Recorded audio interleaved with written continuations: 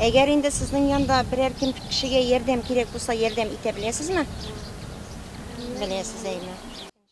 Директор Güzel Abdurrahmanova мәктәп яны лагерында эшләүче укучыларга тагын бер кат су куену кагыйдәләрен исләренә төшерә. Каникулга киткәнче һәр бала белән инструктаж үткәрелгән, әңгәмәләр кырылган. Су буенда саклык чараларын һәм үз-үзеңне тоту кагыйдәләрен укучылар яхшы белә, әмма кабатлап тору зыян итми. Иң иртән килү балалар безнең инструктаж үткәрелә. Эш кораллары белән көн кызуында менә эс киемнәрен ничек дөрес киергә, баш киемнәре. Көн кызу бүген менә бик эссе. Балалар инде эштән соң су кыйнарга баралар безнең. Су буйларында һәр көн менә инструктаж үткәрелә. Мәктәп яшендәгеләр су буена өлкәннәр күзәтүендә барабыз дисәләр дә, коенырга үзләре генә килүчеләр дә шактый. Ярыйлар яхшы итеп йөзә белсәләр. Шәһәр җирлекләрендә өйрәнү өчен бассейннар бар, ә авыл баласы беренче күнекмәләрен сулыкларда ала.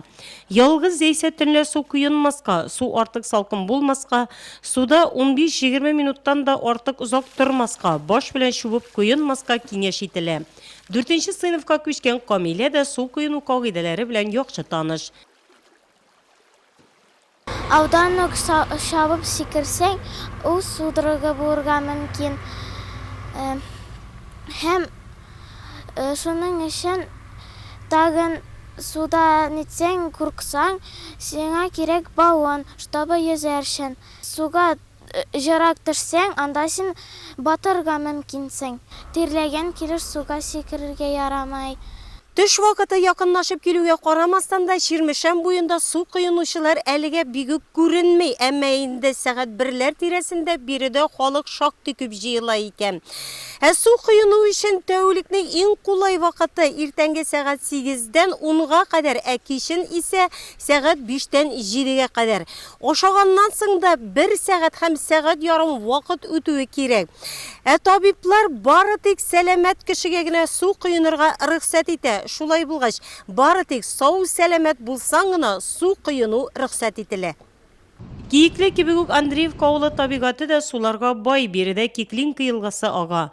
Авыл җирлеге башлыгы белдергәнчә, балалар анда түгел, ә тирән булмаган куркынычсыз урында коена. На Киклинке вряд ли кто у нас купается, это очень мелкая. Киклинка елгасында коенмыйлар, чөнки анда бик сай, ә буада коеналар. Ул бик тирән түгел, балалар өчен. Өлкәннәр күзәтү астында билгеле. Аннан плотина бар. Анда коенырга ярамый дигән билге торса да, кайбер яшүсмерләр коена.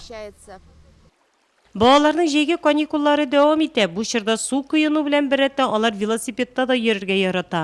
Машина күп йөри торган урыннарда, трассаларда балаларның ике тәгәрмәчле транспорт чарасында берсен-берсе узышып уйнап йөрүләре дә күзәтелә. Быелгы ел башыннан безнең районда бер юл хәрәкәт теркәлде. Бер бала зыян күрде. Баланың бу очракта гаебе юк, әмма менә бу җәйге ял вакытында күп кенә ата-аналар үзләренең балаларын күзәтүсез калдыралар һәм балалар юл кырында уйныйлар, шулай ук юлга велосипедта чыгалар. Шулай әйтеп үтәргә кирәк. Балык булмаган баланың исерек халәттә мотоцикл йөртү очрагы да теркәлде. Бу очракта ата-аналар җаваплылыкка тартылалар, шулай балаларны да учетта кую каралган. Штрафларда аз түгел, шуңа күрә ата-аналарны беренче чиратта балаларының исәнлекләрен кайгыртып, аларны 14 яшькә кадәр велосипедта юлга чыгармауларын таләп итәбез. Һәм балалар юлга 14 яшьтән соң да юлга велосипедта чыккан очракта алар юл кагыйдәләрен белергә тиеш. Балалар иминлеге өлкәннәр җаваплыгында, шуңа да һәммәбез дә уяу һәм игътибарлырак булсак иде.